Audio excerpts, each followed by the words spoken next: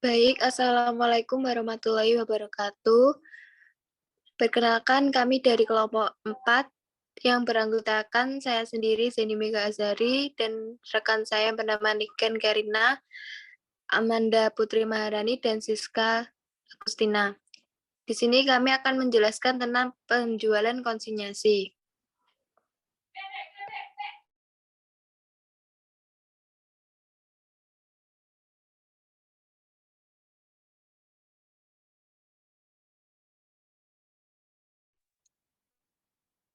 Baik, pengertian penjualan konsinyasi. Penjualan konsinyasi diartikan sebagai kegiatan penitipan barang dagangan dari pemilik, pengamat, atau konsignor kepada pihak lain, komisioner atau konsigni yang bertindak sebagai agen penjualan dengan memberikan komisi.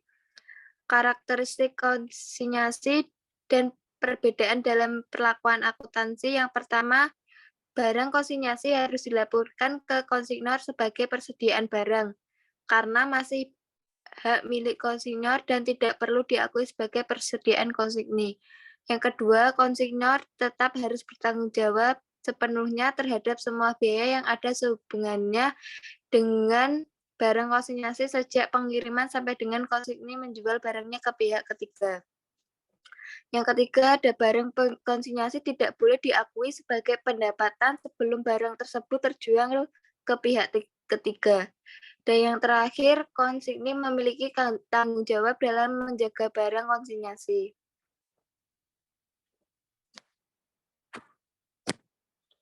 Selanjutnya ada kelebihan konsinyasi.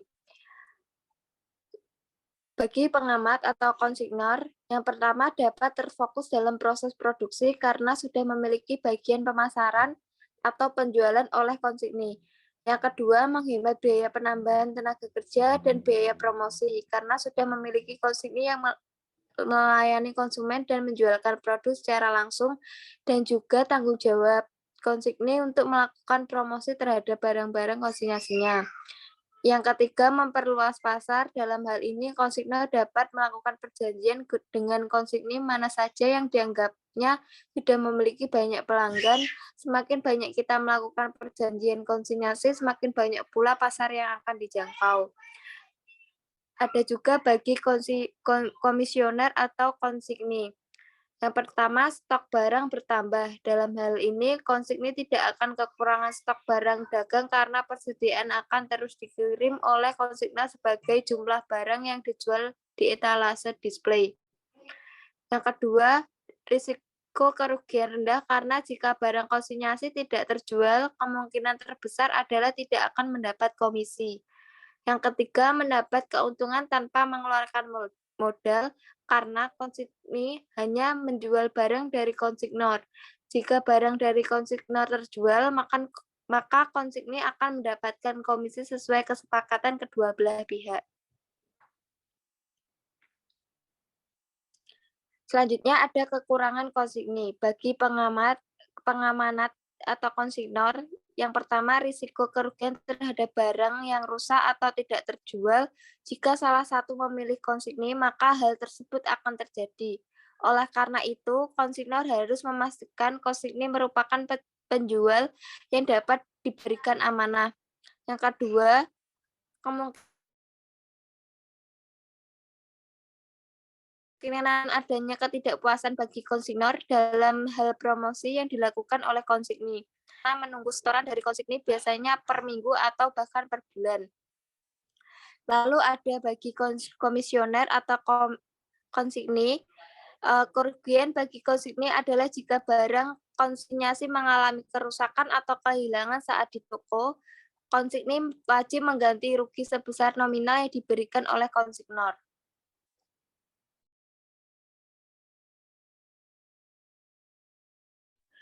Selanjutnya ada operasi penjualan konsinyasi. Dalam melakukan penjualan konsinyasi, pengamanat dan komisioner harus membuat kontrak perjanjian terlebih dahulu. Adapun isi dari kontrak perjanjian tersebut antara lain, yang pertama, beban-beban pengeluaran komisioner yang akan ditanggung oleh pengamanat misalnya seperti beban pengangkutan, beban reparasi, beban pekerja, beban sewa gudang, dan lain sebagainya. Yang kedua, kebijaksanaan harga jual dan syarat kredit yang harus dijalankan oleh komisioner atas instruksi dari pengamanat. Yang ketiga, komisi atau keuntungan yang akan diberikan oleh pengamanat kepada komisioner.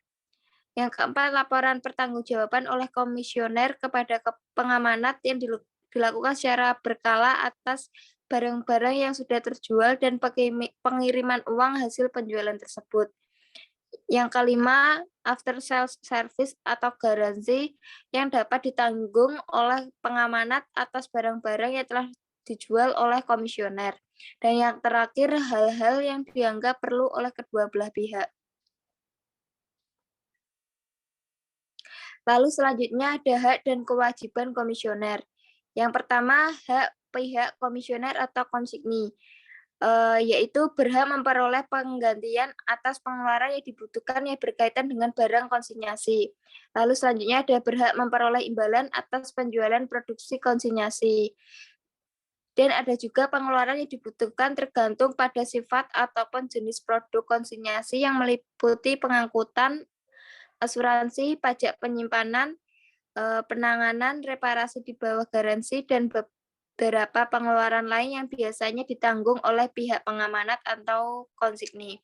Yang kedua, kewajiban pihak komisioner atau konsigni, yaitu pihak komisioner harus melindungi barang-barang pihak pengamanat dengan cara yang baik. Lalu pihak komisioner harus menjual barang konsinyasinya dengan harga yang telah ditentukan. Dan yang terakhir, pihak komisioner harus mengirimkan laporan berkala mengenai kemajuan penjualan barang konsinyasi.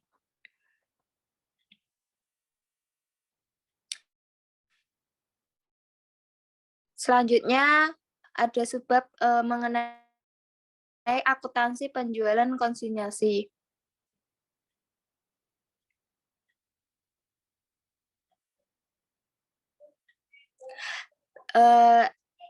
Berikut ini ada bagi pengamanat atau konsignor.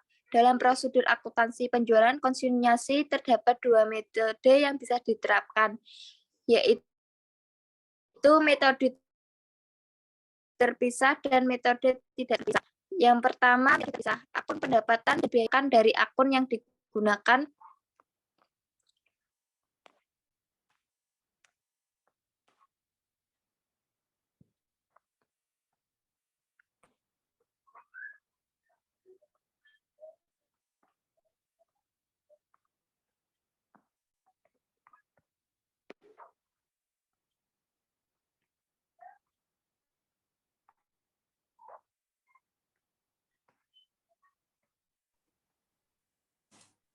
Baik, di sini saya akan melanjutkan presentasi dari Mbak Zendi.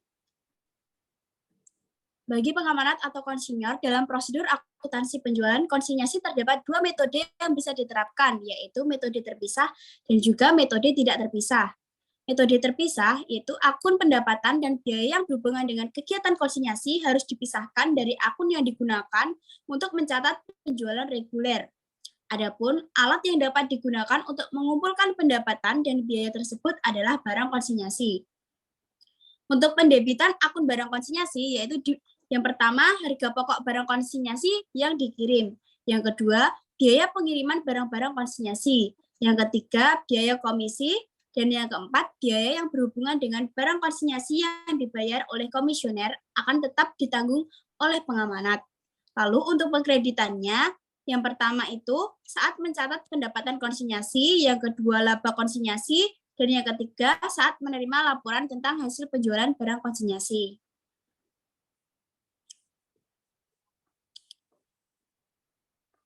Di sini untuk penjurnalan metode tidak terpisah. Akun pendapatan dan biaya yang berhubungan dengan kegiatan konsinyasi tidak dipisahkan dari akun yang digunakan untuk mencatat penjualan reguler. Pencatatan yang biasanya dibuat oleh pengamanat dengan metode tidak terpisah ada 3 transaksi yang perlu diperhatikan, yaitu yang pertama pembayaran biaya angkut barang konsinyasi. Yang kedua, menerima laporan pertanggungjawaban dari komisioner. Dan yang terakhir, menerima pembayaran dari komisioner. Bisa dilihat di dalam tabel tersebut, Ada perbedaan pencatatan jurnal metode terpisah dan juga metode tidak terpisah. Untuk bisa lebih memahami perbedaannya, langsung saja kita kepada kasus yang telah kita buat.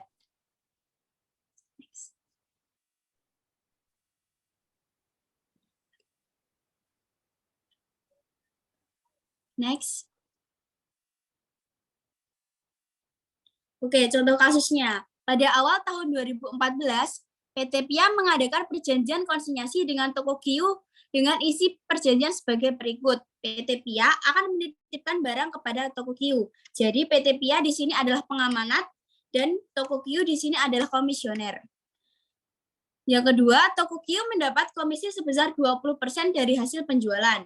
Yang ketiga, semua biaya ditanggung oleh PT PIA sebagai pengamanat.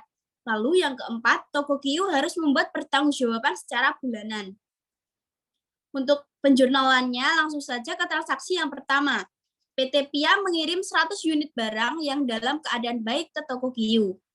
Harga pokok barang tersebut yaitu 30.000 per unit, sedangkan harga jual ditentukan sebesar 50.000 per unit.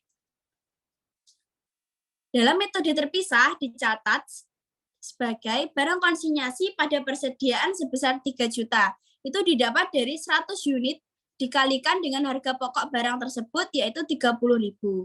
Dan untuk metode tidak terpisahnya itu tidak di jurnal. Untuk transaksi yang kedua, PT PIA membayar biaya angkut sebesar 50.000. Untuk metode terpisah dicatat sebagai barang konsinyasi pada kas sebesar 50.000, sedangkan dalam metode tidak terpisah dicatat sebagai biaya angkut pada kas sebesar 50.000.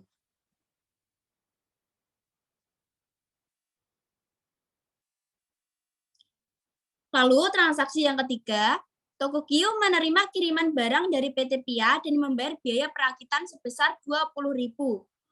Di dalam sudut pandang pengamanat itu tidak di jurnal di metode terpisahnya dan di metode tidak terpisahnya pun juga tidak di jurnal. Transaksi selanjutnya, toko Q berhasil menjual seluruh barang dagangan secara tunai. Itu sama seperti transaksi sebelumnya di metode terpisah dan metode tidak terpisahnya tidak di jurnal dalam sudut pandang pengamanat. Lalu, transaksi yang selanjutnya itu toko Q mengirimkan laporan atas hasil penjualan ke PT PIA. Hasil penjualan tersebut 100 dikali 50.000 yaitu sebesar 5 juta. Dan komisi sebesar 20% dari 5 juta yaitu sebesar 1 juta. Biaya perakitan sebesar 20.000. Kas yang dikirim PT Q untuk dikirimkan ke PT PIA nantinya itu sebesar 3.980.000. Untuk pencatatannya, di metode terpisah itu di debit ada piutang komisioner dan juga barang konsinyasi. Piutang komisioner sebesar 3.980.000 dan barang konsinyasi sebesar 1.020.000. Lalu untuk kreditnya itu ada barang konsinyasi sebesar 5 juta. Sedangkan di metode tidak terpisah, piutang komisioner berada di debit sebesar 3.980.000 dan biaya sebesar 1.020.000 rupiah. Sedangkan di kreditnya itu ada penjualan sebesar 5 juta rupiah. Untuk jurnal yang terakhir, dalam sudut pandang PT Pengamanat ini transaksinya, toko Q mengirimkan kas yang menjadi hak PT PIA. Untuk metode terpisah dan juga metode tidak terpisah, sama-sama jurnalnya kas pada piutang komisioner sebesar 3.980.000 rupiah.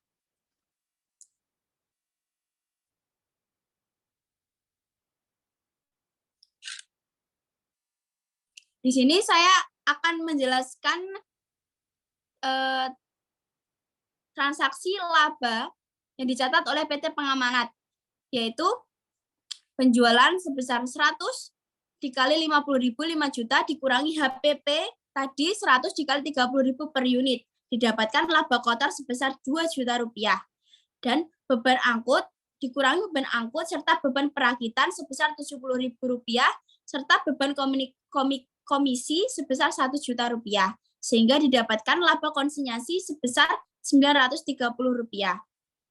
Untuk jurnalnya, metode terpisah, itu barang konsinyasi sebesar 5 juta berada di debit dan kreditnya barang konsinyasi sebesar 4.070.000 dan laba konsinyasi sebesar 930.000 berada di kredit. Dan sedangkan untuk metode tidak terpisahnya itu tidak di jurnal. Untuk jurnal penutup laba konsinyasinya sendiri, dalam metode terpisah itu ada laba konsinyasi pada ikhtisar laba rugi sebesar Rp930.000. Sedangkan dalam metode tidak terpisah itu ada penjualan sebesar 5 juta, HPP 4.070.000 berada di kredit, dan juga laba sebesar 930.000 berada di kredit. Selanjutnya, di sini saya akan menjelaskan bagi komisioner. Dalam prosedur akuntansi penjualan konsinyasi, terdapat dua metode yang diterapkan. Itu sama seperti tadi, metode terpisah dan juga metode tidak terpisah. Untuk metode terpisah bagi komisioner, itu pendebitannya itu yang pertama biaya perakitan, dan yang kedua jumlah yang harus dibayarkan kepada pengamanat. Lalu untuk pengkreditannya, itu yang pertama membayar biaya angkut, yang kedua menjual barang komisi, yang ketiga mengirim laporan pertanggungjawaban kepada pengamanat, dan yang keempat mengirim pembayaran kepada pengamanat komisioner. Untuk yang metode tidak terpisah bagi komisioner itu, akun pendapatan dan biaya yang berhubungan dengan kegiatan konsinyasi tidak dipisahkan dari akun yang digunakan untuk mencatat penjualan reguler. Pencatatan yang biasanya dibuat oleh pengamanat dengan metode tidak terpisah ada 3 transaksi yang perlu diperhatikan, yaitu yang pertama, pembayaran biaya angkut atau biaya perakitan, yang kedua, menjual barang konsinyasi, dan yang ketiga, mengirim pembayaran kepada pengamanat. Dan untuk tabel di sini perbedaan jurnal yang metode terpisah dan juga metode tidak terpisah. Kita akan langsung lanjut saja ke contoh kasusnya untuk memudah pemahaman tentang perbedaannya.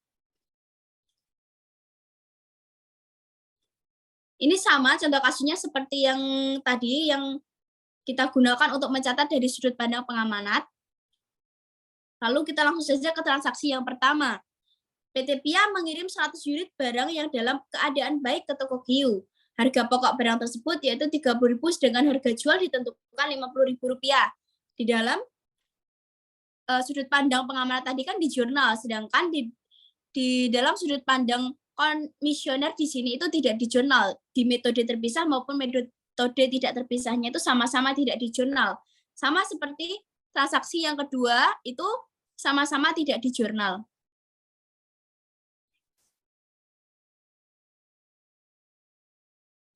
Untuk transaksi yang ketiga, di sini berbeda dari pengamanat yang tadi. Kalau yang pengamanat tadi tidak di jurnal, di sini bagi sudut pandang komisioner ini harus di jurnal.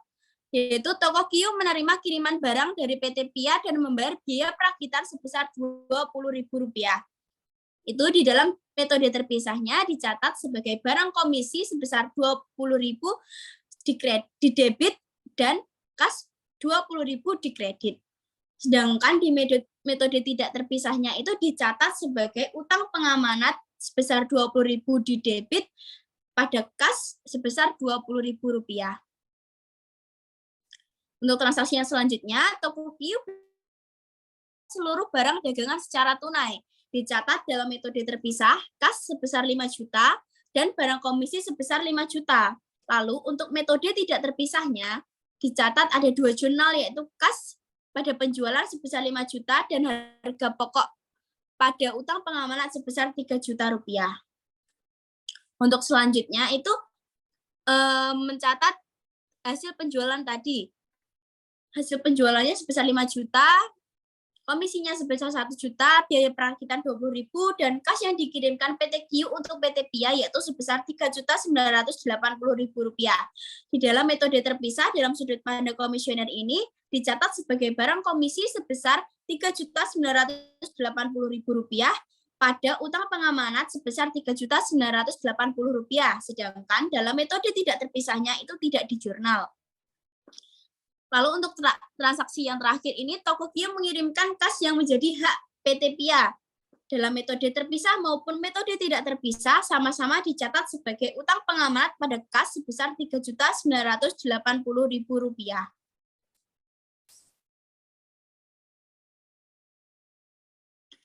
Lalu selanjutnya, akuntansi permasalahan lain akan dijelaskan oleh teman saya.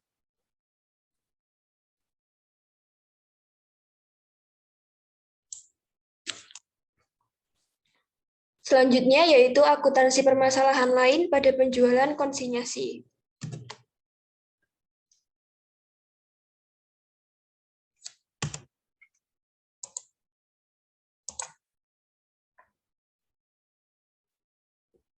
Yang pertama yaitu retur penjualan. Adanya kerusakan barang atau cacat yang dikembalikan oleh komisioner kepada pengamanat disebut sebagai retur penjualan. Pengamanat akan mencatat sebagai beban periode berjalan terhadap pengeluarannya serta komisioner. Selain itu, pengiriman barang yang rusak atau retur serta penggantian barang rusak tersebut akan menimbulkan biaya pengiriman, baik biaya pengiriman dari pengamanat ke komisioner ataupun sebaliknya. Biaya ini dimasukkan sebagai beban oleh pihak pengamanat. Terdapat dua pencatatan yang dilakukan oleh pengamanat, yaitu metode terpisah, terdiri dari pencatatan HPP, dan pencatatan biaya karena retur. Untuk metode yang kedua, yaitu metode tidak terpisah. Tidak melakukan penjurnalan, hanya membuat memo pada faktur agar saldo pengiriman barang berkurang.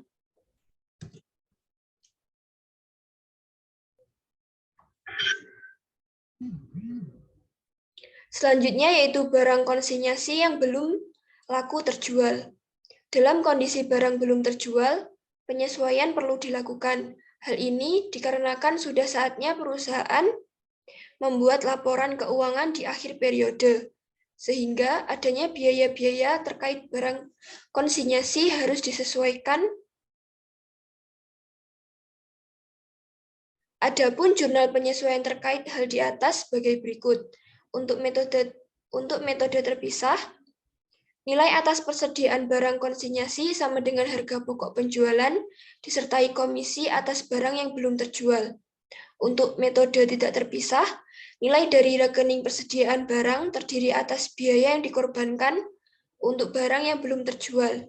Persediaan barang konsinyasi juga disebut sebagai biaya yang ditangguhkan atau biaya dibayar di muka.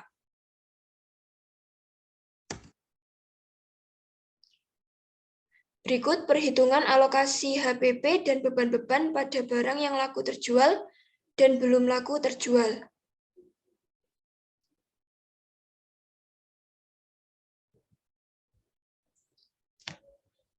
Berikut contoh kasus, pengamanat menjual barang secara konsinyasi sebanyak 100 unit kepada komisioner dengan harga jual 500.000 per unit dan HPP sebesar 350.000 per unit.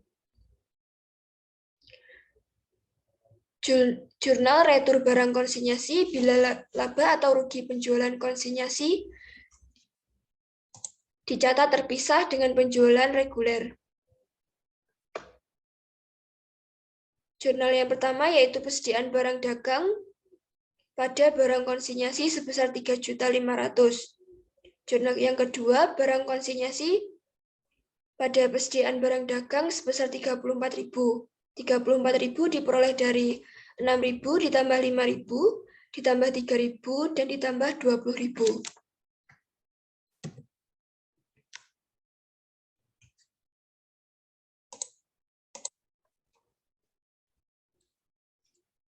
Selanjutnya, jurnal barang konsinyasi belum terjual bila laba atau rugi penjualan konsinyasi dicatat terpisah dengan penjualan reguler. Untuk jurnal yang pertama, persediaan pada beban angkut penjualan ditangguhkan pada barang konsinyasi. Untuk persediaan sebesar 10.500.000, beban angkut penjualan ditangguhkan sebesar 42.000 diperoleh dari 18.000 ditambah 15.000 ditambah 9.000. Dan barang konsinyasi sebesar 10.542.000. Jurnal selanjutnya yaitu beban angkut penjualan ditangguhkan pada beban angkut penjualan sebesar 42.000.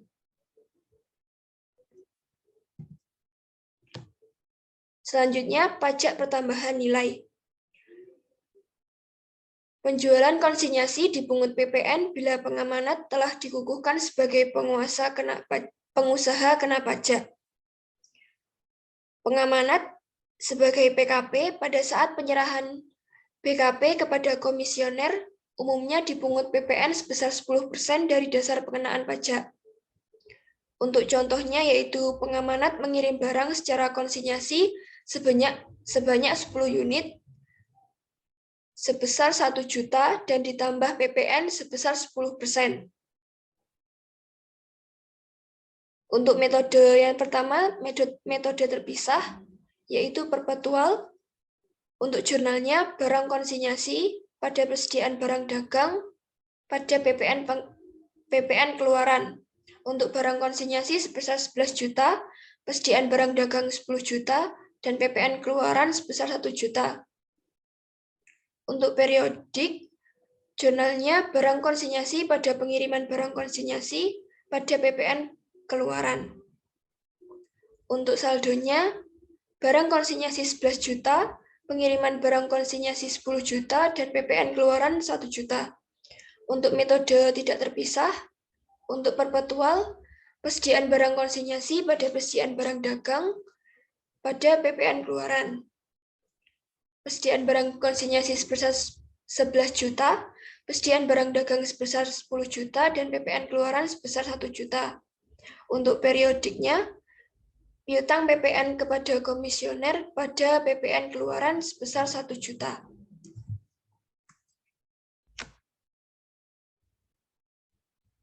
Untuk selanjutnya akan dijelaskan oleh teman saya. Baik, untuk selanjutnya yaitu uang muka.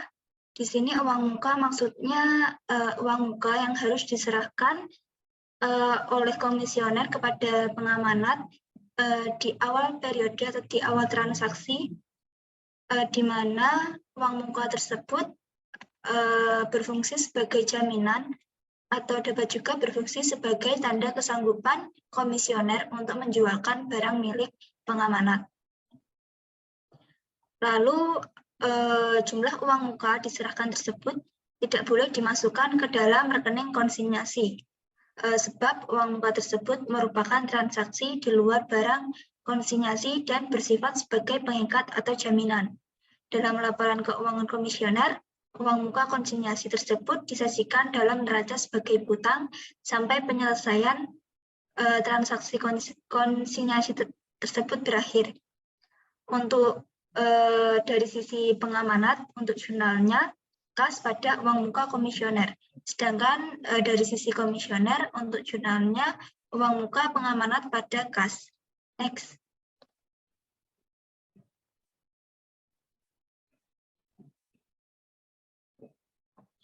Berikut ilustrasi komprehensif. Untuk soalnya, PT Bakaru menjual barang dagang secara konsinyasi. Pada tanggal 1 Januari 2015, membuat perjanjian penjualan konsinyasi dengan FA Dami. Untuk harga jual lemari besi 500.000 per unitnya, untuk komisi FA Dami sebesar 15% dari hasil penjualan. Komisi untuk FA Dami memungut sewa atas barang konsinyasi sebesar 500 per unit. Lalu semua beban yang dikeluarkan FA Dami ditanggung PT Bakaru sebagai pengamanat. FA Dami menyerahkan uang muka sebesar 20% dari harga jual barang yang dikirim. Lalu yang terakhir, HPP lemari besi sebesar 350.000 per unit.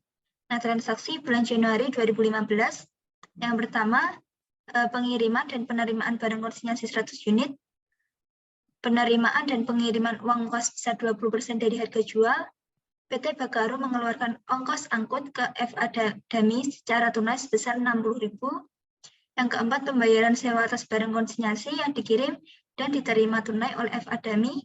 Yang kelima, penjualan barang konsinyasi selama bulan Januari 2015 yang terdiri dari penjualan tunai 80 unit dan penjualan kredit 20 unit.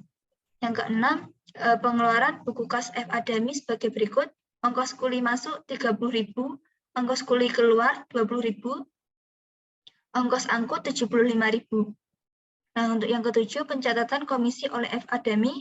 Yang kedelapan, pengiriman dan penerimaan laporan penjualan barang konsinyasi. Next. Berikut adalah laporan penjualan barang konsinyasi periode 1 Januari sampai dengan 31 Januari 2015 yang harus diserahkan oleh komisioner kepada pengamanat setiap akhir periode. Nah, di sini pada periode tersebut terjual 100 unit, di mana harga jualnya per unit sebesar 500.000. Maka totalnya 50 juta. Untuk beban-beban yang dikeluarkan untuk menjual barang konsinyasi tersebut ada ongkos kuli masuk, ongkos kuli keluar, dan ongkos angkut. Totalnya 125.000. Untuk komisi 15% dari hasil penjualan, yaitu 50 juta, didapat hasil 7.500.000.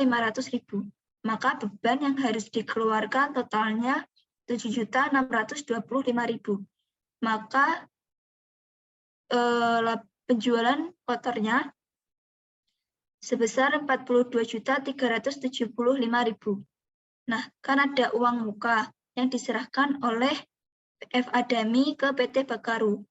Nah, uang muka tersebut harus dikembalikan oleh pengamanat ke komisioner di akhir periode atau di akhir berhentinya perjanjian, yaitu sebesar 10 juta. Maka dari itu, saldo yang belum dibayar oleh FA Dami kepada PT Bakaru sebesar 32.375.000, di mana saldo barang konsinyasi nihil atau sudah terjual habis. Next. Lalu di sini ada pencatatan terpisah dengan menggunakan metode perpetual. Yang pertama, pengiriman dan penerimaan barang konsinyasi 100 unit. Untuk jurnalnya, di sisi pengamanat barang konsinyasi pada persediaan. Sedangkan di buku komisioner itu tidak di jurnal, tapi hanya memorandum. Nah, untuk dari sisi pengamanat itu, karena pencatatannya terpisah, maka ada akun yang muncul, yaitu barang konsinyasi. Sebesar 35 juta, di mana didapat dari 100 unit dikalikan dengan HPP-nya. Lalu yang kedua, ada penerimaan dan pengiriman uang muka sebesar 20% dari harga jual. Dari sisi pengamanat, untuk jurnalnya, kas pada uang muka komisioner 10 juta, didapat dari 20%, dikalikan dengan 100 unit, dikalikan dengan harga jual per unitnya. Dari sisi buku komisioner, uang muka pengamanat pada kas sebesar 10 juta. Lalu yang ketiga, PT Bakaru mengeluarkan ongkos angkut ke FA Dami secara tunai sebesar 60.000.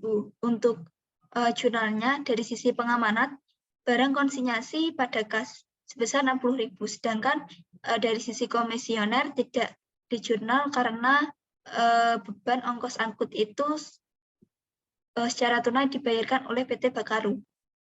Lalu yang keempat, pembayaran sewa atas barang konsinyasi yang dikirim dan diterima tunai oleh FA Dami. Untuk jurnal, dari sisi buku pengamanat, barang konsinyasi pada kas sebesar 50.000 didapat dari 100 unit, dikalikan dengan biaya sewa per unitnya, yaitu Rp500. Dari sisi komisioner, jurnalnya kas pada pendapatan sewa sebesar 50.000. Next. Yang kelima, penjualan barang konsinyasi selama bulan Januari, yaitu ada penjualan tunai dan kredit masing-masing 80 unit dan 20 unit. Dari sisi pengamanat tidak ada jurnal, melainkan di jurnal di komisioner, yaitu kas piutang usaha pada barang komisi. Untuk kas sebesar 40 juta, karena tunai yang dijual atau yang terjual sebesar 80 unit dikalikan dengan harga jualnya sebesar 500.000 untuk per unitnya, maka didapat hasil 40 juta. Sedangkan piutang usaha 20 unit dikalikan dengan harga jualnya. Untuk barang komisi, yaitu total penjualan keseluruhan 100 unit dikalikan dengan 500.000 didapat hasil 50 juta. Untuk selanjutnya pengeluaran buku kas FA Dami sebagai berikut, ada ongkos kuli 30.000, ongkos kuli keluar 20.000, dan ongkos angkut 75.000. Nah, karena pengeluaran beban atau biaya-biaya tersebut dilakukan oleh FA-DAMI, maka di sisi pengamanat tidak ada jurnal, melainkan di sisi komisioner ada jurnal, yaitu barang komisi pada kas sebesar 125.000. Lalu yang ketujuh, pencatatan komisi oleh FA-DAMI dari segi atau dari sisi pengamanat tidak ada jurnal, sedangkan di sisi komisioner terdapat jurnal barang komisi pada pendapatan komisi konsinyasi sebesar 7.500.000. Didapat dari 15% kali total penjualan, yaitu 50 juta. Lalu yang ke-8, pengiriman dan penerimaan laporan penjualan barang konsinyasi. Di sini merujuk ke laporan penjualan barang konsinyasi yang ada di depan tadi, bahwa kas yang diterima oleh pengamanat sebesar 32.375.000, sedangkan uang muka komisioner yang harus dikembalikan yaitu 10 juta. Lalu barang konsinyasi dari beban-beban yang dikeluarkan yaitu totalnya 7.625.000, dan untuk dikredit barang konsinyasi 50 juta yaitu total penjualannya. Lalu di sini ada pencatatan laba juga, yaitu untuk jurnalnya barang konsinyasi pada laba konsinyasi sebesar 7.265.000.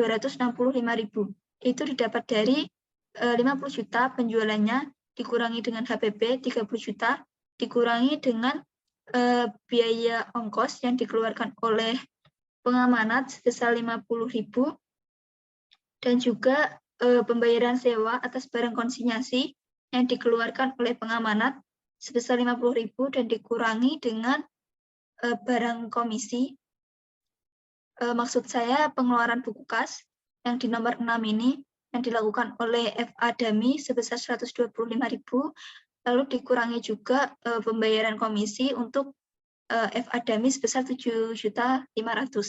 Maka dari itu didapat laba sebesar 7.265.000. Sedangkan di sisi komisioner terdapat jurnal barang komisi sebesar 42.375.000 di debit, dan uang muka pengamanat 10 juta, dan juga kas 32.375.000 berada di kredit. Next. Untuk pencatatan terpisah, metode periodik perbedaannya dengan metode perpetual sebelumnya, yaitu terdapat pada nomor 1, pengiriman dan penerimaan barang konsinyasi 100 unit. Untuk metode perpetual tadi, di bagian kredit itu persediaan, sedangkan di metode, mohon maaf, untuk pencatatan terpisah ini perbedaan antara metode perpetual dan periodik itu terletak di nomor 1, yaitu pengiriman dan penerimaan barang konsinyasi 100 unit. Nah, untuk metode perpetual tadi, untuk bagian kredit itu persediaan, sedangkan di metode periodik itu pengiriman barang konsinyasi. Untuk nominalnya sama, yaitu 35 juta. Untuk jurnal nomor 2 sampai dengan 8 itu sama dengan metode perpetual. Next. Next. Untuk selanjutnya ada pencatatan tidak terpisah, di mana akun pendapatan dan beban barang konsinyasi itu jadi satu dengan akun pendapatan dan beban penjualan reguler. Untuk metode perpetual, yaitu yang pertama pengiriman dan penerimaan barang konsinyasi 100 unit. Nah, di sini persediaan barang konsinyasi pada persediaan barang dagang untuk jurnal dari sisi pengamanat. Mohon maaf, ini seharusnya ada nominal sebesar 35 juta. Nah, untuk di sisi komisioner ini tidak menjurnal, hanya memorandum. Lalu yang kedua, penerimaan dan pengiriman uang muka sebesar 20% dari harga jual. yaitu sama, kas pada uang muka komisioner sebesar 10 juta di sisi pengamanat dan di sisi komisioner uang muka pengamanat pada kas. Lalu yang ketiga, PT Bakaru mengeluarkan ongkos angkut ke F. Adami secara tunai sebesar 60.000, yaitu dari sisi pengamanat untuk jurnalnya biaya angkut pada kas sebesar 60.000, sedangkan di buku komisioner itu tidak ada jurnalnya. Yang keempat, pembayaran sewa atas barang konsinyasi yang dikirim dan diterima tunai oleh F. Adami. Untuk jurnalnya, dari sisi pengamanat beban sewa pada kas, masing-masing 50.000. Dari 100 unit dikalikan dengan pembayaran sewa per unitnya Rp500. Untuk sisi komisioner, kas pada pendapatan sewa sebesar 50.000. Untuk yang kelima, penjualan barang konsinyasi selama bulan Januari, yaitu ada tunai 80 unit, sedangkan kredit ada 20 unit. Dari sisi pengamanat tidak di jurnal, sedangkan di sisi komisioner ada jurnal, yaitu kas 40 juta, utang usaha 10 juta di debit, dan penjualan di kredit sebesar 50 juta. Untuk perhitungannya sama dengan pencatatan terpisah tadi. Lalu di sini ada harga pokok penjualan pada utang pengamanat sebesar 42.500.000. Itu dari 50 juta harga total penjualan dikurangi dengan komisi yang akan diserahkan oleh pengamanat kepada komisioner, yaitu sebesar 15% dari harga jual total penjualannya 50 juta. Dapat 42.500.000. Next. Untuk yang keenam, pengeluaran buku kas F. Adami, yaitu ada ongkos kuli masuk 30.000, ongkos kuli keluar 20.000, ongkos angkut 75.000. Dari sisi pengamanat itu tidak ada jurnal, sedangkan dari sisi komisioner itu ada jurnal, yaitu utang pengamanat pada kas sebesar 125.000. Untuk pencatatan komisi oleh F. Adami tidak ada jurnal di sisi pengamanat maupun komisioner. Lalu yang ke-8 ada pengiriman dan penerimaan laporan penjualan barang konsinyasi. Untuk kas sebesar 32.375.000 itu tadi didapat dari laporan penjualan barang konsinyasi yang di depan tadi, lalu uang muka komisioner 10 juta, lalu ada beban-beban masing-masing 50.000, 75.000, dan 7.500.000. Lalu untuk di kredit ada penjualan sebesar 50 juta. Nah, di sini ada HPP 35.060.000. Pada persediaan barang konsinyasi, HPP-nya 35.000, dan juga ada beban pengangkutan masuk tadi yang dibayarkan oleh pengamanat sebesar 60.000. Nah, dari sisi komisioner di sini ada jurnal utang pengamanat 42.375.000 pada uang muka pengamanat 10 juta dan kas 32.375.000. Next. Dari untuk sekarang pencatatan tidak terpisah menggunakan metode periodik. Nah, untuk perbedaan pencatatan tidak terpisah menggunakan metode perpetual dengan metode periodik itu perbedaannya ada di nomor 1. Di metode perpetual tadi, dari sisi pengamanat itu tadi ada jurnal, yaitu persediaan barang konsinyasi pada persediaan barang dagang. Sedangkan di metode periodik ini, dari sisi pengamanat tidak menjurnal, hanya memorandum saja. Lalu untuk perbedaan yang kedua, di nomor 5 ini, di bagian harga pokok penjualan ini, mohon maaf ini tipe seharusnya akun pembelian. Jadi perbedaan untuk perpetual dan periodik ini terletak di nomor 5, di akun harga pokok penjualan ini. Kalau di perpetual harga pokok penjualan, sedangkan di periodik ini seharusnya pembelian. Next. Lalu perbedaan selanjutnya ada di nomor 8, pengiriman dan penerimaan laporan penjualan barang konsinyasi. Untuk di metode perpetual dari sisi pengamanat itu ada penjurnalan mengenai HPP, sedangkan di periodik ini dari sisi pengamanat dia tidak menjurnal HPP. Next. Berikut adalah daftar referensi yang kita gunakan untuk menyusun bab penjualan konsinyasi. Next. Terima kasih atas perhatiannya. Mohon maaf apabila ada salah kata atau typo untuk pengerjaannya. Terima kasih. Wassalamualaikum warahmatullahi wabarakatuh.